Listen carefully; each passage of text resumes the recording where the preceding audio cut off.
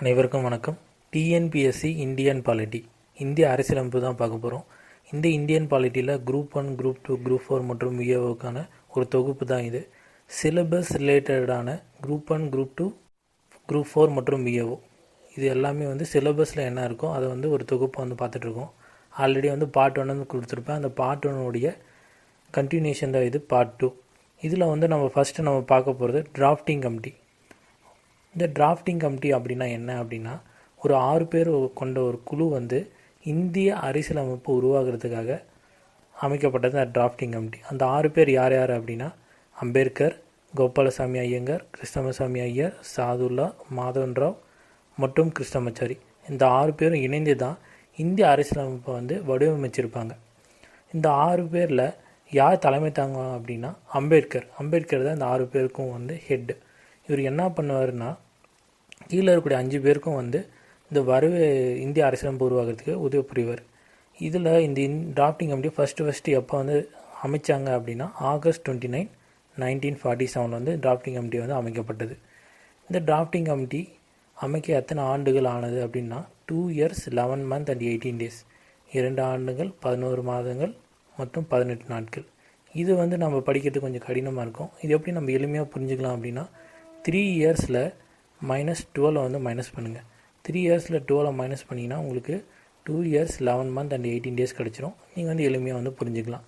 மொத்தம் இந்த drafting committee அமைக்கிறதுக்கு 114 நாட்கள் மீட்டிங் நடந்துருச்சு. 114 மீட்டிங்ஸ் நடந்தது. டிராஃப்டிங் கமிட்டியில் மொத்தம் 60 நாடுகள் சுற்றுப்பயணம் மேற்கொண்டிருப்பாங்க. எதுக்காக அப்படின்னா, இந்திய அரசியலமைப்பு உருவாகிறதுக்கு 60 நாடுகள் சுற்றுப்பயணம் மேற்கொண்டிருப்பாங்க. இந்த 6 பேர் கொண்ட குழு 60 நாடுகளில் போய் அந்த 60 நாடுகளில் என்னென்ன அரசியலமைப்பு இருக்குது அப்படின்னு எடுத்துகிட்டு இந்தியாவில் இந்த டிராஃப்டிங் கமிட்டி மூலிமா ஒரு வரைவு அறிவிக்கையை சமைச்சிருப்பாங்க. மொத்தம் 64 லட்ச ரூபாய் அந்த 60 நாடுகள் சுற்றுப்பயணம் மேற்கொள்றதுக்கு செலவு பண்ணியிருப்பாங்க இந்த டிராஃப்டிங் கமிட்டி.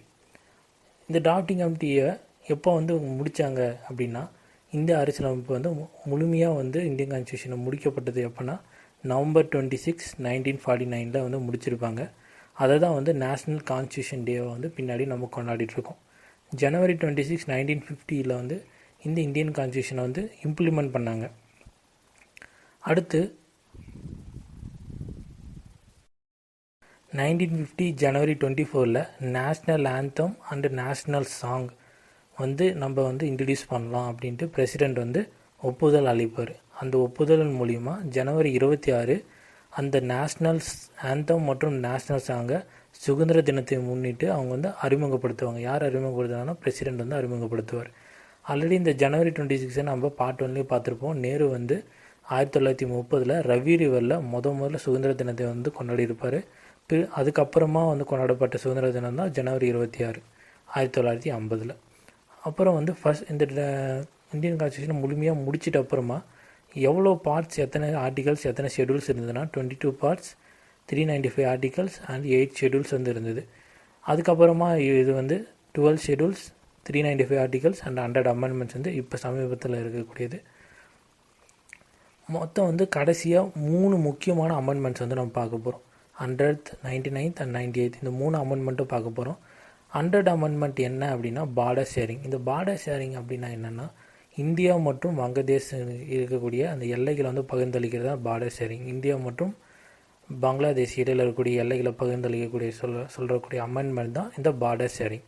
இது எப்போ இந்த அமெண்ட்மெண்ட் இம்ப்ளிமெண்ட் பண்ணப்பட்டது அப்படின்னா, ஜூலை 31, 2015 இம்ப்ளிமெண்ட் பண்ணியிருப்பாங்க. அடுத்து 99th அமெண்ட்மெண்ட். 99th அமெண்ட்மெண்ட் என்னென்னா, national judicial amendment commission, NJAC அப்படின்னு சொல்லுவாங்க. இதை பிற்காலத்தில் ஹைகோர்ட் உயர்நீதிமன்றம் என்ன பண்ணிடுச்சுன்னா, கேன்சல் பண்ணிடுச்சு. எதுக்காக கேன்சல் பண்ணது அப்படின்னா, இந்த NJAC தேவையில்லை அப்படின்னு கேன்சல் பண்ணிட்டாங்க. இந்த 98th அமெண்ட்மெண்ட் ஸ்பெஷல் ஹைட்ராபாத். இப்போ கேள்வி எப்படி எல்லாம் அப்படின்னா, பார்டர் ஷேரிங்கோடைய அமெண்ட்மெண்ட் என்ன அப்படின்னு கேள்வி கேட்டாங்கன்னா, 100th அமெண்ட்மெண்ட் நம்ம சொல்லிடலாம். இந்த பார்டர் ஷேரிங் எப்போ இம்ப்ளிமெண்ட் பண்ணப்பட்டது அப்படின்னா, ஜூலை 31, 2015 அப்படின்னு நம்ம சொல்லிடலாம். இப்போ இந்த NJAC 99th அமெண்ட்மெண்ட் தான் இந்த NJAC. இந்த NJAC எப்போ யாரால் கேன்சல் செய்யப்பட்டது அப்படின்னா, உயர்நீதிமன்றம் ஹைகோர்ட்டால் கேன்சல் செய்யப்பட்டது அப்படின்னு நம்ம சொல்லிடலாம். அடுத்து ஷெடியூல்ஸ். இப்போ வந்து மொத்தம் வந்து 12 ஷெடியூல் இருக்குது. இந்த 12 ஷெடியூல் என்னென்னு ஃபஸ்ட்டு நம்ம விரிவாக பார்த்துடலாம். அதுக்கப்புறம் அந்த ஷெடியூலோடைய முக்கியமான ஷார்ட்கட் என்ன, எப்படி வந்து இந்த 12 ஷெடியூல் ஞாபகம் வச்சுக்கிறது அப்படின்னு பார்க்கலாம். ஷெடியூல் 1 வந்து எதை பற்றி சொல்லுதுன்னா, இந்தியா அண்ட் டெரிட்டரிஸ், இந்தியா மற்றும் அதன் எல்லைகளும் பற்றி சொல்லக்கூடியது தான் இந்த ஷெடியூல் 1, இந்தியா மற்றும் அதன் எல்லைகளும். ஷெடியூல் 2 எதை பற்றி சொல்லுதுன்னா, சேலரி அண்ட் அலவன்ஸ், இந்தியாவில் இருக்கக்கூடிய அனைத்து விதமான கவர்மெண்ட் ஜாபில் இருக்கக்கூடிய அனைத்து விதமான கவர்மெண்ட் ஜாப்ஸில் இருக்கக்கூடிய எல்லாருக்கும் வந்து அவங்களுடைய சேலரி அப்புறம் அவங்களுடைய அலவன்ஸ் பற்றி குறிப்பிடக்கூடியது தான் ஷெடியூல் 2. இதில் முக்கியமாக நம்ம தெரிஞ்சுக்க வேண்டியது என்னென்னா, 1946 1946 ஃபஸ்ட்டு பே கமிஷன் வந்து கொண்டாடப்பட்டது. யார் தலைமையில் அப்படின்னா யாரதாச்சாரியார், அவர் தான் வந்து ஹெட்டு, ஃபஸ்ட்டு பே கமிஷனோட ஹெட்டு. அதுக்கப்புறம் ரீசெண்டாக இப்போ வந்தது வந்து 7th பே கமிஷன். இதில் ஹெட்டு யாருன்னா ஆர்கே மாட்டூர் 2013. அடுத்து ஷெடியூல் 3 என்ன அப்படின்னா oath and affirmation. Oath and அஃபிர்மேஷன்னா என்னென்னா, இப்போ வந்து ஒருத்தர் வந்து சிஎம் வந்து இப்போ தேர்தலில் ஜெயிச்சுட்டு பதவியேற்கும் போது அவங்க வந்து பதவியேற்கும்போது சொல்லுவாங்கள்ல ஓத். அந்த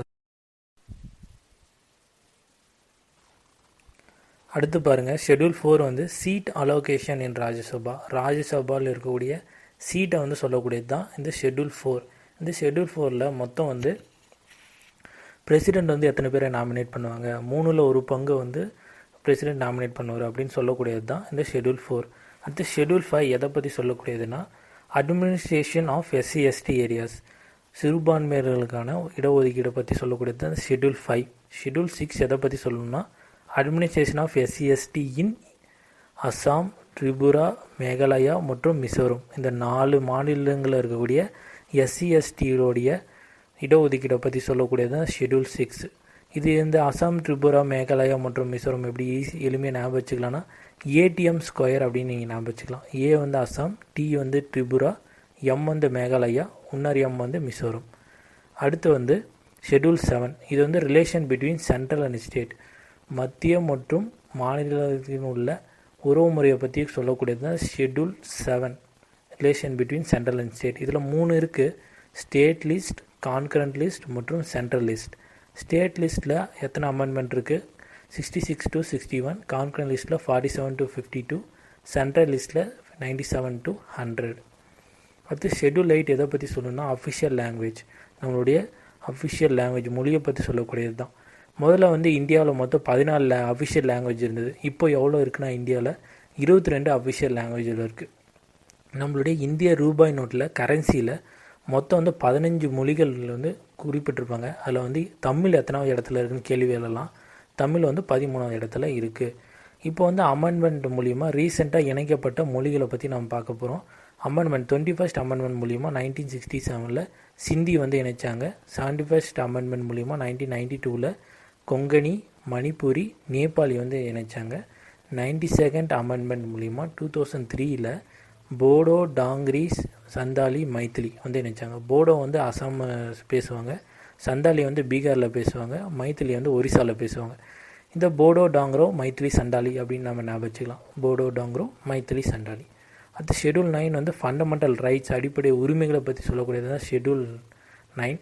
இதில் வந்து ஃபஸ்ட் அமெண்ட்மெண்ட் முதல்ல அமெண்ட்மெண்ட் போட்டது எதுக்காக அப்படின்னா, ஜமீன்தாரி அபாலிஷன் ஆக்ட், ஜமீன்தாரை ஒழிப்பு சட்டம் 1951.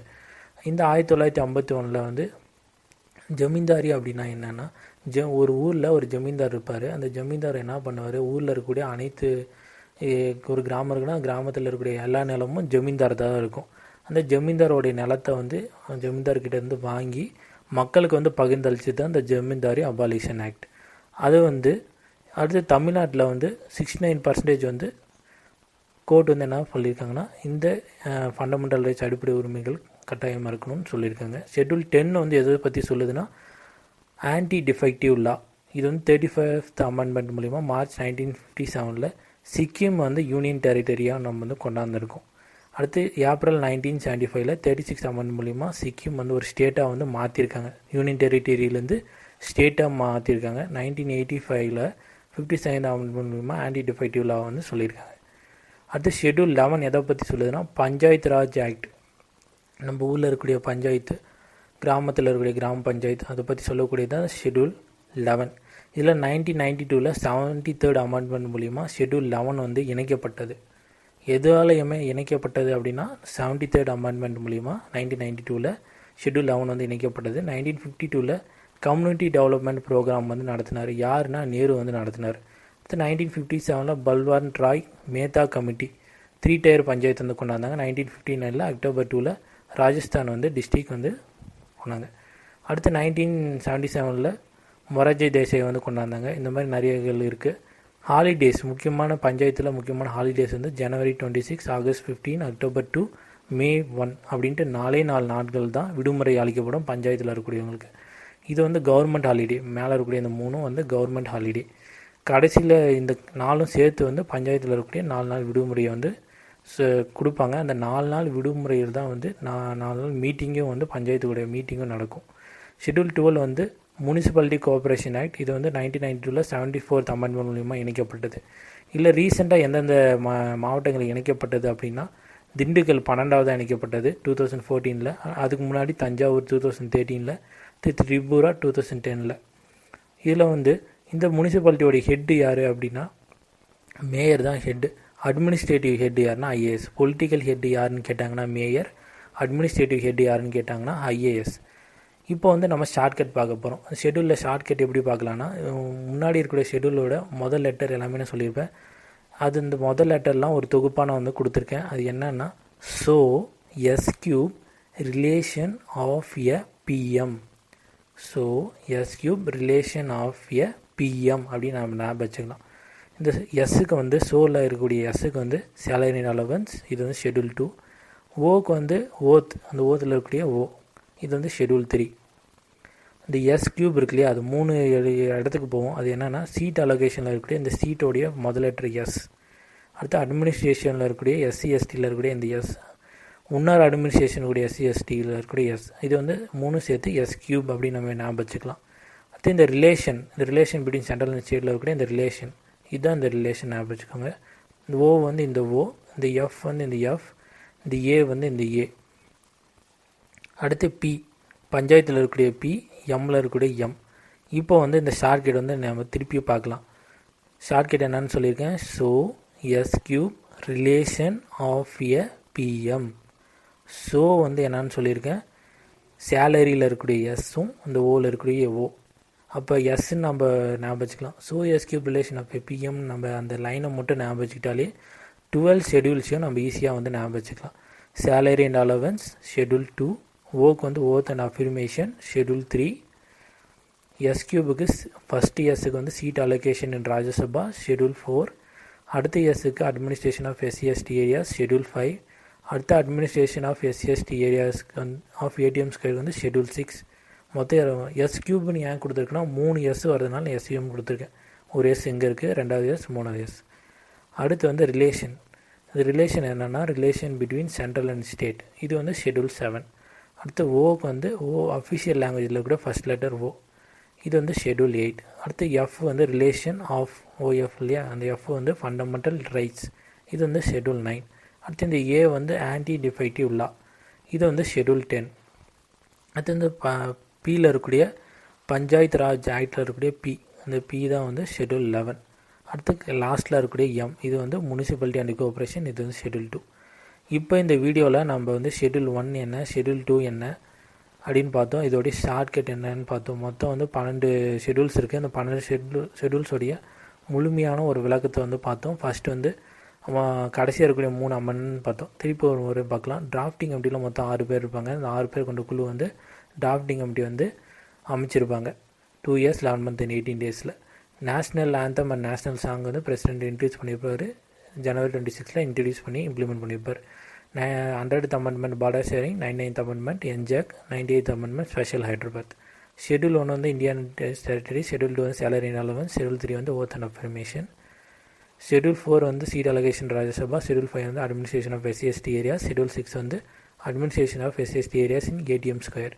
ஷெட்யூல் 7 வந்து relation between central and state. Schedule 8 வந்து அஃபிஷியல் லாங்குவேஜ். ஷெட்யூல் 9 வந்து ஃபண்டமெண்டல் ரைட்ஸ். ஷெட்யூல் 10 வந்து ஆன்டி டிஃபெக்டிவ் லா. ஷெட்யூல் 11 வந்து பஞ்சாயத் ராஜ் ஆக்ட். ஷெட்யூல் 12 வந்து முனிசிபாலிட்டி அண்ட் கோஆப்ரேஷன். மொத்தம் வந்து நம்ம 12 ஷெட்யூல் பார்த்தோம். இந்த 12 ஷெட்யூலில் இருக்கக்கூடிய ஷார்ட்கட்டும் பார்த்தோம். So S cube relation of A PM அப்படின்ட்டு. இந்த ஷெட்யூல்ஸ் வந்து நம்ம எளிமையாக ஞாபகம் வச்சுட்டு நம்ம ஈஸியாக வந்து நம்ம இந்த ஷெட்யூல்ஸ் எங்கே கேள்வி கேட்டாலும் நம்ம அடிக்கலாம். அதுமாதிரி டிராஃப்டிங் கமிட்டி பற்றியும் ஒரு முன்னிவாள விளக்கங்கள் பார்த்தோம். நன்றி, வணக்கம்.